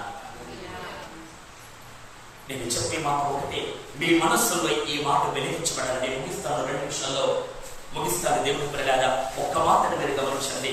నన్ను తండ్రితో సమాధానపరచడానికి దేవుడు కుమారుడు బలి కావాల్సి వచ్చింది. అవునంటారు కదా. కనుక ప్రభా, నేను ఇప్పుడు ఆలోచించయ్యనయ్యా, ఏ పాపాన్ని బట్టి నాకు నీకు మధ్యలో శత్రుత్వం ఉందో, ఏ అవిధేయతను బట్టి మన ఇద్దరి మధ్యలో అసమాధానం ఉందో ప్రభా, నేను దాన్ని విడిచిపెడతానయ్యా. నేను మారు మనస్సు పొందుతాను ప్రభా, నా జీవితాన్ని మార్చుకుంటాను అని మనం తండ్రితో సమాధాన పడితే మనం తండ్రిలో దేవునికి స్తోత్రం. చివరిగా ఒక్క మాట పిల్లారా, తండ్రితో మాత్రమే కాదు, సంఘములో ఉన్న తోటి వ్యక్తితో కూడా మనకు సమాధాన స్థితి కావాలి. మనకి స్వార్థలు యేసు ప్రవక్తాడి పిల్లారా, నీకు బలి అర్పించడానికి మందిరానికి పోతున్న వేళ, బలిపీఠం దగ్గరికి పోతున్న వేళ నీ సహోదరుని మీద నీకు అసమాధానం ఉంది అని నీకు గుర్తొస్తే ఏం చేయమన్నాడు యేసయ్య? నీ అర్పణను అక్కడి విడిచిపెట్టి వెళ్ళి మొదటి వ్యక్తితో సమాధాన పడమన్నాడు అన్నాడు. అంటే యెరూషలేము అనబడుతున్న సంఘము మొదట దేవునితో సమాధాన స్థితి కలిగి ఉండాలి, తర్వాత సహోదరునితో సమాధాన స్థితి కలిగి ఉండాలి. ఈ 2 అనుభవాలు ఉండాలి. నాకు దేవునితో మాత్రమే సమాధానం, పక్కన ఉన్న విశ్వాసంతో సమాధానం లేదు అంటే కుదరదు. దేవునితో సమాధాన పడ్డవాడు ఎదుట ఉన్న వ్యక్తితో కూడా సమాధాన పడతాడు. దేవునికి స్తోత్రం. అర్థమవుతుందండి? దేవునితో సమాధాన పడ్డవాడు ఏం చేస్తాడండి? పక్కన ఉన్న వ్యక్తితో కూడా సమాధాన పడతాడు. పేతురు కొరదన్నాడు, ప్రభా, నా సహోదరుడు నాయనను తప్పిదము చేస్తే నేను ఎన్ని మార్గాలు క్షమించాలి? 7 మార్గాలు అంటక 70 సార్లు అంటున్న మీద యేసయ్య అన్నాడు, 70 ఏళ్ల వరకు నీ సహోదరుని క్షమించాలి అన్నాడు. అర్థమవుతుందని చెప్పేమాట. యెరూషలేము సమాధాన సంబంధమైన స్థితిని మనము కలిగి ఉండుతా అంటే అర్థం ఏంటంటే, మొదటి దేవునితో సమాధాన పడదా, రెండవదిగా పక్కన ఉన్న తోటి విశ్వాసంతో సమాధాన పడదా. హల్లెలూయా. నీవు తప్పు చేయకపోవచ్చు, ఎదుటివాడి తప్పు చేయొచ్చు, కానీ బైబిల్ ఏం చెబుతుందంటే నీవే వెళ్ళి ఆ వ్యక్తితో సమాధాన పడవు. ఆ మనస్సు మనకు చేశాడు కనుక వాడే నా దగ్గరకు వచ్చే సమాధాన పడాలి అనుకుంటే అది క్రీస్తు విరోధ మనస్తత్వం. కానీ మనం ఏం చేయాలి? ఆ వ్యక్తి నీకు విరుద్ధంగా తప్పు చేస్తున్నా కూడా నీకు వెళ్ళి సమాధాన పడితే, నీవే క్షమాపణ అడిగితే పిల్లారా, అది క్రీస్తు మనస్సు అంటుంది లేదు. అందుకనే చెప్పే మాట ఒకటి పిల్లారా, యెరూషలేమా మనం సమాధాన స్థితి కలిగి ఉండాలి. అది లేనందుకు తండ్రి దుఃఖపడుతున్నాడు, యేసయ్య ఏడుస్తున్నాడు కనుక ఈ రోజు మనము దేవునితోనూ సంఘములో ఉన్న ప్రతి వ్యక్తితోనూ మనం సమాధాన పడదామంట. రోమా పత్రికలో పౌలంటాడు పిల్లారా, శక్యమైతే మనుష్యులందరితో మనము సమాధాన స్థితిని కలిగి ఉందము అన్నాడు. దేవునికి స్తోత్రం. అందరితో మనం సమాధాన స్థితిని కలిగి ఉందాం. హల్లెలూయా. మన శత్రువు రక్త మాంసాలు కలిగిన ఏ మనుష్యుడు కాదు, మన విరోధి పిల్లారా ఏ నరుడు కాదు. మన శత్రువు సాతాను, వారి యొక్క సైన్యములు మాత్రమే మన శత్రువు కనుక వాటిని మినహాయించి ప్రతి వ్యక్తితో సమాధాన స్థితి కలిగి ఉంటే దేవుని చిత్తం. హల్లెలూయా. ఈ సమాధాన సంబంధమైన సంగతిని వెతుకుతారా? ఆనాడు యెరూషలేము వారిని ప్రలారం ఈ సంగతి మరుగు చేయబడింది. ఈ రోజు నీకు కూడా మరిగిపోయి ఉంటే చాలా ప్రమాదం కనుక ఒక్కసారి దేవుని అడుగు, ప్రభా నా కళ్ళు నీకు తెలుగు ప్రభావం. సమాధాన సంబంధమైన సంగతులు ఎరగలేదట. రెండవది మనం చూడగలిగితే దేవుడు దర్శించిన కాలం కూడా తనకు తెలియలేదంటే దేవుడు దర్శించడంటే అంటే ఏంటో నేను చెప్పట్లేదు. కానీ పిల్లారా ఈ ఒక్క మాట దగ్గర మనం ఆగుదాం. ప్రభా నేను నీకు సమాధాన స్థితిని కలిగి ఉంటాను.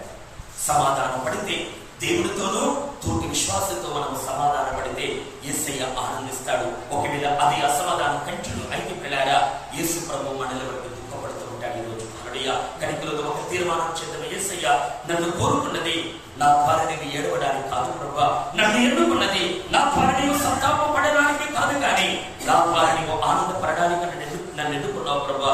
నీకు దుఃఖాన్ని కలిగించే ప్రతి విషయాన్ని ఈ రోజు నేను విడిచిపెడతామని పిల్లారా దేవుని సన్నిధానంలో ఒప్పుకోలు ప్రార్థన చేస్తూ మనం మోకాల మీద వచ్చి ప్రార్థన చేద్దాం. హల్లెలూయా. దయచేసి కొద్ది నిమిషాలు మోకాల మీద మనం ఉంచుకోబోతున్నాం.